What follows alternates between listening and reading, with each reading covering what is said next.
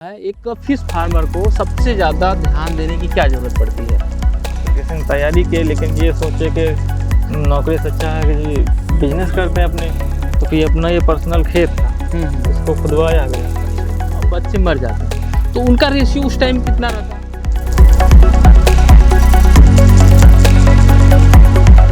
नमस्कार, मैं हूं भानु मौर्य। एक बार फिर से आप सभी का स्वागत है हमारे चैनल पर आस्था टेक्निकल खेती। तो आज आप देख सकते हैं हमारे पीछे जो है एक फिश फार्म पर आए हुए हैं और इस फिश फार्म का नाम है मिस्त्री फिश फार्म बहादुरपुर अमेठी और यहाँ से जो नज़दीकी स्टेशन है वो जायस है। तो आज फिश फार्म पर हम आए हैं और फिश फार्म के बारे में एक बेहतरीन जानकारी आप लोगों को मिलने वाली है और इसके जो ओनर हैं, इसकी जो देख रेख करते हैं, बहुत ही युवा फिश फार्मर हैं और काफ़ी टाइम से ये खेती कर रहे हैं। लगभग 4 साल का इनका अनुभव हो गया है। तो आइए हम चलिए आपको उनसे मिलवाते हैं कि उन्होंने फिश फार्मिंग को क्यों चुना और इसमें इनका कैसा एक्सपीरियंस है। लगभग 4 साल हो गया तो एक कुछ न कुछ एक रिजल्ट पे आ गए होंगे। तो इसके बारे में पूरी इनसे डीपली जानकारी लेते हैं। तो आइए पहले इनके हम परिचय इनसे जानते हैं इनके बारे में, इसके बाद आगे हम लोग फिश के बारे में जानकारी लेते हैं। सर नमस्कार। नमस्कार सर। मैं चाहूँगा कि आप हमारे जो है किसान भाइयों को अपने बारे में पहले बताएं। मेरा नाम आशीष कुमार है और हमारा जो ये फार्म पड़ता है ये बहादुरपुर ब्लॉक जायस अमेठी डिस्ट्रिक्ट में पड़ता है, जो जायस रेलवे स्टेशन से 200 मीटर की रेंज में है। तो सर पता चला कि आप पिछले 4 सालों से फिश फार्मिंग कर रहे हैं और आपका प्लाट लोकेशन भी बहुत खूबसूरत दिख रहा है और आप बात करें कि 4 साल पुराना होने के बावजूद भी बहुत ही साफ़ सफाई मैनेजमेंट बहुत ही बढ़िया दिख रहा है। तो शुरुआत लेवल से जो है आप बताइए कि फिश फार्मिंग में आने का क्या रीज़न रहा? शुरुआत में हुआ ऐसे कि हम अपनी पढ़ाई कर रहे थे, पढ़ाई पूरी हुई हमारी 2018 में। ठीक है। उसके बाद फिर कंपटीशन की तैयारी की लेकिन ये सोचे कि नौकरी से अच्छा है कि बिजनेस करते हैं अपने। फिर दिमाग में आया कि अपने एरिया में बिजनेस चलेगा कौन, सक्सेस कौन होगा। तो उसमें फिर पापा ने सुझाव दिया कि मछली फार्म करते हैं। तो उन्होंने कहा पहले मछली के बारे में जानकारी लो, पालो, थोड़ा बहुत इधर उधर पालो, पता करो कैसे। तो हमने अपने घर पे छोटा सा पाउंड बनवाया था लगभग 20 बाई 10 का। अच्छा। तो उसी में लगभग 6 महीने 7 महीने या 1 साल तक उसी में हमने जो है मतलब मछली तैयारियां की। अच्छा। उसको मार्केट में लाए, बेचे, देखे, उससे जानकारी ली, थोड़ा थोड़ा सीखते गए। फिर दोबारा वो घर पे ही एक पाउंड और बनाया बड़ा दोबारा। ठीक है। तो उसमें फिर सबसे पहले फंगासियस का पालन किया, उसमें बैकर का। जब बैकर का पालन किया फिर उसका भी थोड़ा अनुभव हुआ धीरे धीरे। तब ऐसा हुआ कि चलो अब बड़े पैमाने पे करते हैं इस खेती को। अच्छा। तो फिर अपना ये पर्सनल खेत था, इसको खुदवाया गया। अच्छा। जेसीबी लगी, पहले इसको 1.5 बीघे में खुदवाया गया था, 3 तालाब। उसके बाद फिर आगे बढ़ाया गया जैसे जैसे प्रॉफिट होगा। अच्छा। जैसे जैसे लगा कि हाँ उसमें अब चल सकते हैं, हम अपना काम कर सकते हैं। आपने बताया कि पहले जो हमने 3 तालाब खुदवाया, ठीक है, 1.5 बीघे में। ठीक है। तो हम देख रहे हैं कि आपने इसको पार्ट बाय पार्ट आपने जो है खुदवाया है। एक तालाब यहाँ पर, एक बगल में, एक उधर आपने अलग अलग जो है तालाब इसमें खुदवाया है। इसका कारण क्या है? आप एक भी खुदवा सकते थे, अलग अलग आपने क्यों खुदवाया? देखिए अलग अलग खुदवाने का रीज़न एक ही है भैया कि हम मतलब पार्ट बाय पार्ट में तैयारी कर लें। अच्छा। अब जैसे मान ले कि हम लाइन के हिसाब से इसमें बच्चे आते हैं, तो एक तालाब में हम 500 लाइन के बच्चे डाल दें, एक तालाब में हम 200 लाइन 150 लाइन जिस हिसाब से हमको मिल रहे हैं उस हिसाब के बच्चे डाल दें। अब ये 500 लाइन वाले को तैयार होने में टाइम लगेगा। उनकी फीडिंग छोटे दानों से होगी, 1 महीने 1.5 महीने फीडिंग शुरू होगी और उसके बाद भी वो बड़े मतलब 4 महीने तक जाएंगे। और ये जो 200 ग्राम 200 लाइन की आएंगी या 100 लाइन की आएंगी, ये उनको बड़ा दाना चाहिए, उनकी तैयारी पीरियड कम लगेगा। अच्छा। मतलब जल्दी तैयार हो जाएंगी। अच्छा। तो इसीलिए इनका डिवाइड करके रखा जाता है कि जिस हिसाब से बच्चा मिले उस हिसाब अपना डालें और तैयारी अपना मैनेज कर लें। साइज बाई साइज जो है और उसके अकॉर्डिंग जो है हम उसको अलग करते हैं। अलग कर लें, अपना टाइम का मैनेज कर लें कि हम कितनी जल्दी कितना कल्चर कर लेते हैं। अच्छा। तो सीड आप कहाँ से इम्पोर्ट करते हैं? देखिए सर, सीड तो हमारे लोकल में मिल जाती है। एक राहुल भैया नाम है, जगतपुर से हैं, रायबरेली से। अच्छा। तो ज़्यादातर तो सीड वही प्रोवाइड कराते हैं, और नहीं तो सीधा कलकत्ता से भी मंगाया जा सकता है। अच्छा, कलकत्ता से बेसिकली मतलब अगर वो भी मंगवाते होंगे तो कलकत्ते से इंपोर्ट करवाते हाँ, वो होंगे। कलकत्ता से मंगवाते हैं, नहीं वो इलाहाबाद से मंगवाते हैं, उनका अपना है। और अगर जैसे हम मंगवाना भी चाहें तो कलकत्ता से मंगवा सकते हैं, बाई ट्रेन आता है। तो कलकत्ता में होते हैं डीलर, उनसे बात करना होता है, बात करेंगे, यहाँ से पैसे लगाएंगे, जितना हम बोलेंगे उतना वो अपना पैक करके अच्छे से पैकेजिंग करके वो भेज देते हैं वहाँ से। अब रह गई बात कि इसमें आप कितने टाइप के जो है सीड्स मंगवाते हैं? टाइप सीड्स तो बस वही हम यहाँ ज़्यादातर फंगासियस ही पालते हैं, मतलब और कोई मछली नहीं डालते। अच्छा। देसी में डाल देते हैं वो IMC में, जैसे रेहू, ग्रास कतला, उसका बस 1 पाउंड है उधर साइड में, और थोड़ा बड़ा पाउंड है क्योंकि उनका एरिया ज़्यादा अच्छा, इसका चुनाव आप तो मार्केट के हिसाब से करते होंगे कि लोकल मार्केट जो हम जहाँ पे आपकी फिश जाती है सेलिंग के लिए, वहाँ पे डिमांड किसकी है, उसी का आप ज़्यादातर प्रेफर यहाँ पे? हमारे यहाँ, हमारे इस पूरे अमेठी डिस्ट्रिक्ट में इसका डिमांड सबसे ज़्यादा फंगासियस का। अच्छा। और अमेठी डिस्ट्रिक्ट के आसपास के रायबरेली हो गए, मतलब जितने भी आसपास के डिस्ट्रिक्ट सब में फंगासियस का मांग बहुत है। यहाँ तो आंध्रा से भी आती थी, मरी बैका जिसके बोलते हैं। अच्छा। हाँ, तो वो भी बहुत मांग है, और साइज भी अच्छी आ जाती है, मार्केट में मांग ज़्यादा है इसकी, मतलब जिस भी सीजन आप निकाल दो बिकनी है, रुकनी नहीं है। अच्छा। तो ये कैसे सीट कैसे पड़ता है? पर पीस के हिसाब से पड़ता है। पर पीस के हिसाब से कैसे क्या पड़ता है? जैसे अब आपको साइज के ऊपर डिपेंड करता है कि आप कितनी लाइन का बच्चा ले रहे हैं। जैसे आप 500 लाइन का बच्चा ले रहे हैं तो ये लगभग ₹1.25 का पड़ेगा। अच्छा। और उससे बड़ा ले रहे हैं तो फिर वो आपको महंगा पड़ेगा। जैसे आप 200 लाइन का ले रहे हो तो लगभग आपको ₹3, ₹6 ऐसे पड़ता है। अच्छा। जिस मतलब आप डिपेंड करता है किस टाइम मंगवा रहे हैं, किस महीने में मंगवा रहे हैं, उस महीने के हिसाब से रेट ऊपर नीचे होता है, तो उसी हिसाब से मिलता है। अच्छा, उसकी मोर्टेलिटी जो बोलते हैं कि बच्चे मर जाते हैं, तो उनका रेशियो उस टाइम कितना रहता है?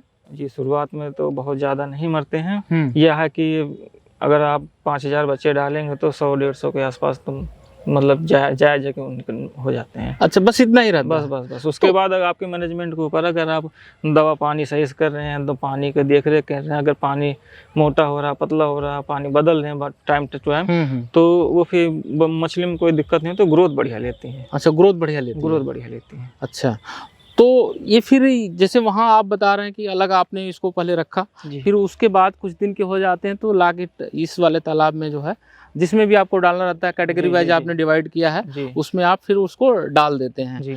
तो जब ला के डाल देते हैं, उनकी साइज लगभग कितना बड़ी हो जाती होगी? वो सर उस टाइम जब हम डालते हैं तो लगभग 50 लाइन 35 लाइन, मतलब 1 किलो में 50 बच्चे 35 बच्चे चढ़ते हैं। तो जैसे 100 लाइन बोलते हैं कि 100 लाइन के बच्चे हैं, तो 100 लाइन मतलब 1 किलो में 100 बच्चे चढ़े। अच्छा।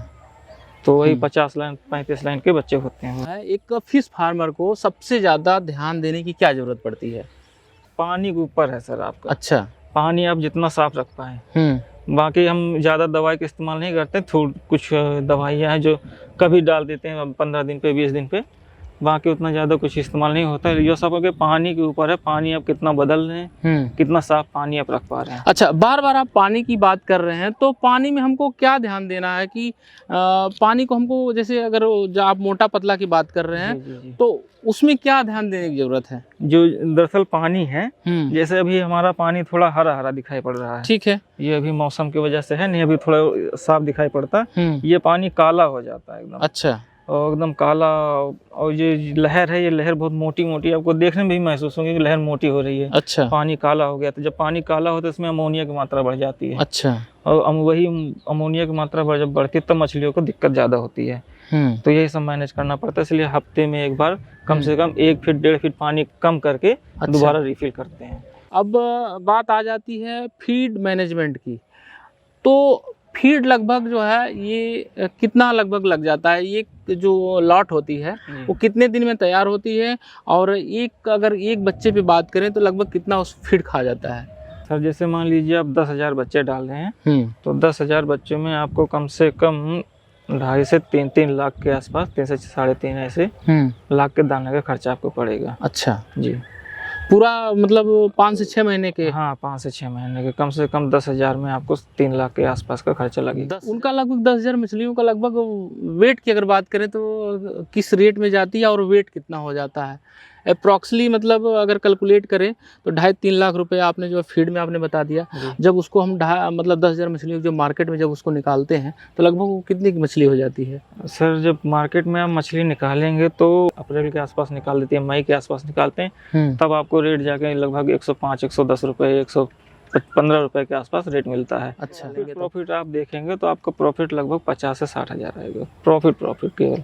अच्छा, अब आप अपने दाना की और बच्चे की और आप जो भी मेहनत की हो उस पर दवा जो भी चलाई, पानी वानी सब खर्चे निकाल के आपको 50 से 60 हज़ार रुपये कहीं नहीं गए। अच्छा, वो ऊपर चले जाए, अच्छी रेट में बिक जाए तो वो आपका है। अच्छा जी, ये एक तालाब की आप बात कर जी, रहे हैं। ये अगर हम एक साल का अगर पूरा ये कितना एरिया आपने कवर किया है? जी ये 3.5 बीघे में है। 3.5 बीघे में है जी। तो 3.5 बीघे में लगभग कितना प्रॉफिटेबल हो जाता है, कितना प्रॉफिट हो जाता है? अभी सर ये मान के अगर प्रॉफिट की बात करें तो कम से कम 2-2.5 लाख 3 लाख ऐसे निकल आता है प्रॉफिट। अच्छा, सब आप खर्चा वर्चा काट के? सब हटा के। अच्छा जी। अगर बात करें इसको देखभाल करने की, जी, देखभाल करने के लिए आपने कितने आदमी लगाए हैं? सर 2 आदमी यहाँ रहते हैं, 2 आदमी मतलब पर्याप्त हैं। अच्छा, ज्यादा काम नहीं होता सर, देखो यहाँ पे काम इतना है, सुबह शाम का है, दाना देना है जब तभी अच्छा। आपका काम है यहाँ पे। अच्छा, दाना देने की बात अगर हम लोग करें तो इनको सुबह शाम दोनों टाइम देना पड़ता है? सुबह शाम दोनों टाइम। अच्छा, इनको क्या रेशियो में, जैसे मान लीजिए इसमें 10,000 आपने बताया, उसमें जो है 6,000 के आसपास बताया, जी, तो वजन के हिसाब से देते हैं आप दाना? वजन के हिसाब से। तो किस रेशियो में देते हैं? जैसे मान लीजिए 10,000 वाले में कितना केजी आप देते हैं एक टाइम में? सर डिपेंड करता है मतलब किस वजन में है बच्चे। अभी मान लीजिए आधा किलो के आसपास है तो ये लगभग 50 से 60 किलो तक खा लेंगे दाना।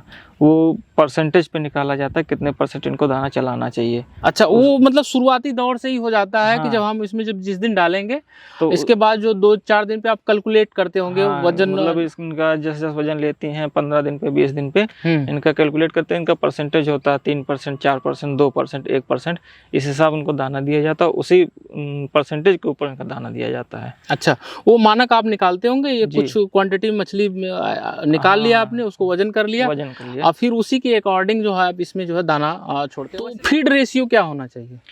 तो सर जैसे आपका बच्चा 10 ग्राम से 20 ग्राम के आसपास अंदर का है तो ये आपका कुंटल के हिसाब से 1 कुंटल में 6% का दाना इसमें चलेगा।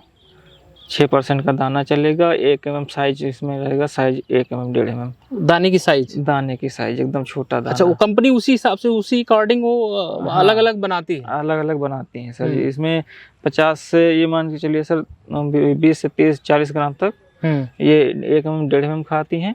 उसके बाद जब ये 50 से 100 ग्राम के आसपास आती हैं तभी दो नंबर चलता है, 2 mm का चलता है, 50 से 100 ग्राम के इनके बीच में। ठीक है। ऐसे और 100 ग्राम के जब प्लस हो जाती हैं तब इनका 3 नंबर चलता है, 3 mm। 100 से लगभग 300-400 ग्राम तक 3 mm चलता, फिर उसके बाद 4 mm चलता है। नॉर्मल साइज 4 mm है, ये लास्ट तक चलता है? जी, लास्ट तक चलता है। अच्छा, लास्ट टाइम में लगभग 50 kg आपने बताया? जी, एक टाइम लगता है?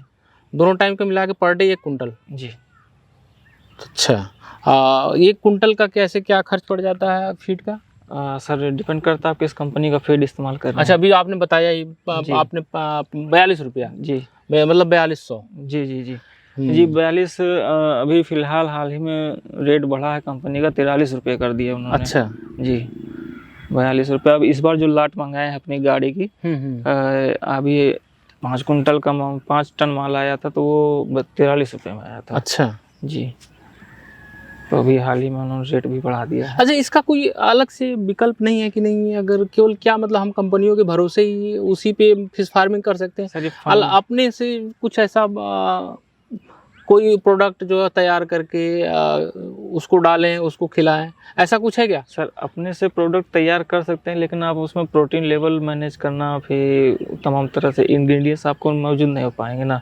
इसलिए उसके लिए फिर आप लोग बड़े स्तर पे फिर फैक्ट्री टाइप खोलो। क्योंकि मतलब कुल मिला जुला के इतना दिमाग ज्यादा लगाने से बेटर है कि आप मार्केट से लाओ, मार्केट उसको से, खिलाओ, टेंशन खत्म। जी। अब क्योंकि फंगासियस मछली सिर्फ दाना खाती हैं, अच्छा, केवल दाना फीड करती हैं, बाकी और कुछ नहीं। और जैसे IMC होगी जो हमने इस तालाब में डाल रखा है, तो इनमें इसमें आप दाना ना भी चलाइए, कोई दिक्कत नहीं है। अच्छा, ये दाना नहीं, इनको आप खरी दीजिए। इनको आप चावल की जो हमारे इधर तो कना बोलते हैं, पॉलिश बोलते हैं कहीं कहीं पर, चावल की पॉलिश दीजिए। अच्छा, और सरसों की खली होती है वो खली दीजिए। ये सब मिक्स करके आप बांध के बोरी में छेद करके बांध के टांग दीजिए इन तालाबों में। अच्छा, तो मछलियाँ उन्हीं से भोजन पाती हैं, तो IMC में उतना खर्चा नहीं होता सर। बात करें जो है ये इसको और भी आपके दृष्टिकोण से कि और मछली पालन में ऐसा क्या कुछ होना चाहिए किसानों को, जो मछली पालक हैं उनको देख रेख करने की जरूरत पड़ती, मतलब ध्यान दे तो ज़्यादा और बढ़िया हो? सर ये डिपेंड तो करता है कि आप कहाँ पर रहते हैं, आपके वहाँ का जलवायु मतलब मिट्टी कैसी है। सबसे ज्यादा फर्क सर मिट्टी भी उसमें देती है। अच्छा। मत्स्य पालन विभाग से आप बात कीजिए तो वहाँ वो लोग आपके आके पूरी मदद करते हैं इसमें। अच्छा, हाँ, आपकी मिट्टी की जांच से लेके आपके मतलब पूरा सब कुछ बताते हैं अच्छे से कि आपको आपके क्षेत्र के हिसाब को आपसे कैसा करना चाहिए, आपको कैसा करना चाहिए। अच्छा, अब पानी मैनेजमेंट को लेके सबसे अगर मछली पालन है तो पानी तो सबसे अहम है, तो पानी मैनेजमेंट को लेके आपसे ये जानना चाहते हैं कि ये आपका 3.5 बीघे का जो प्लाट है, इसको मैनेज करने के लिए कितने ट्यूबवेल की आवश्यकता होती है? एक ट्यूबवेल। अच्छा, एक ट्यूबवेल है, वो 5 हार्स पावर का है। मतलब एक ट्यूबवेल से हो जाता है, मतलब टाइम टू टाइम होता है। अभी ऐसा नहीं होता कि एक ही टाइम में सारे तालाब में पानी भर रहे हैं, कभी उसमें हो रहा तो कभी इसमें हो रहा तो कभी इसमें। मैंने देखा जो आपने पाइपें अलग अलग लगाया है, तो एक ट्यूबवेल से मैनेज हो जाता है, चाहे कितना हो गर्मी पड़े, पानी की समस्या नहीं आने वाली। पानी की समस्या गर्मी में ये है ना कि मतलब ऊपरी परत गर्म रहती है, नीचे वाला ठंडा रहता है। अब तालाब की गहराई अगर 6 फीट 7 फीट है तो फिर आपको दिक्कत नहीं होने वाली। अच्छा, गहराई को लेके अगर आपने बात किया कि अगर एक जब हम तालाब की खुदाई करवाते हैं तो लगभग उसका तलहटी से जो नीचे का जो तली है और ऊपर तक लगभग उसकी हाइट कितनी होनी चाहिए? तलहटी से ऊपर तक लगभग हाइट सर आपके रखनी पड़ेगी 8 फीट। 8 फीट जी, कम से कम उसमें कम से कम आपको 6 फीट पानी रखना पड़ेगा। 6 फीट पानी रखना पड़ेगा, इतना कंटिन्यूअस बना के रखना पड़ेगा। मतलब जब शुरुआत में बच्चे पढ़ते हैं तब वो पानी ज़्यादा नहीं भरते हैं, पानी लगभग 2.5 फीट 3 फीट रखते हैं, क्योंकि जो छोटे बच्चे होते हैं दाना खाने के लिए ऊपर आते हैं वो सांस बोलते तो मर जाते हैं। अच्छा, मोर्टालिटी बढ़ती है उससे। तो जैसे जैसे बच्चे बढ़ते हैं तब धीरे धीरे इनका पानी का स्तर बढ़ाया जाता है। अच्छा, तो अगर सर कोई आपसे कांटेक्ट करना चाहे सीड लेने के लिए या जो है मछली के लिए अगर संपर्क करना चाहता है तो कैसे संपर्क करे, आप तक कैसे पहुँचे हो? सर जाहिर सी बात है, हमारा मोबाइल नंबर ले ले, मोबाइल नंबर के जरिए हमारे पास तक पहुंच सकता है। अच्छा, अब आपको सीड अगर किस टाइम पे चाहिए तो देखिए, अभी हमारा जो सीड का स्टोरेज टाइम चल रहा है वो विंटर का, वो हम सितंबर से अक्टूबर के बीच में 500 लाइन के साइज का बच्चा डालेंगे। अच्छा, जो हम वही लगभग फरवरी के लास्ट वीक तक निकालेंगे, जो लगभग 50 लाइन से 100 लाइन के बीच में आ जाएगा। अच्छा जी सर। तो आप एक बार अपना कांटेक्ट नंबर बता दीजिए। हमारा कांटेक्ट नंबर है 7275931074। आशीष कुमार नाम है। जिस भाई को अगर इस एरिया से रिलेटेड है तो आप इनसे आके कांटेक्ट करके जो है मंगा सकते हैं, और दोनों चीज़ें इन्होंने बता दी तो आप संपर्क कर सकते हैं। तो इन्होंने जो है मछली पालन के बारे में एक बहुत ही बेहतरीन जानकारी दी, और आपको जानकारी कैसी लगी आप कमेंट में ज़रूर लिखें, कमेंट सेक्शन आपका है, और क्या कुछ छूट गया उसको कमेंट आप ज़रूर करें, ताकि हम जब दोबारा यहाँ पर आएँ विजिट करने तो दोबारा इनसे वो प्रश्न पूछ सकें। अगर चैनल पर पहली बार आए हैं तो चैनल को सब्सक्राइब करें, वीडियो को लाइक करें, अधिक से अधिक इसको शेयर करें। तो मिलते हैं आपको एक ऐसी अच्छी वीडियो के साथ, अच्छी जानकारी के साथ, तब तक के लिए जय हिंद।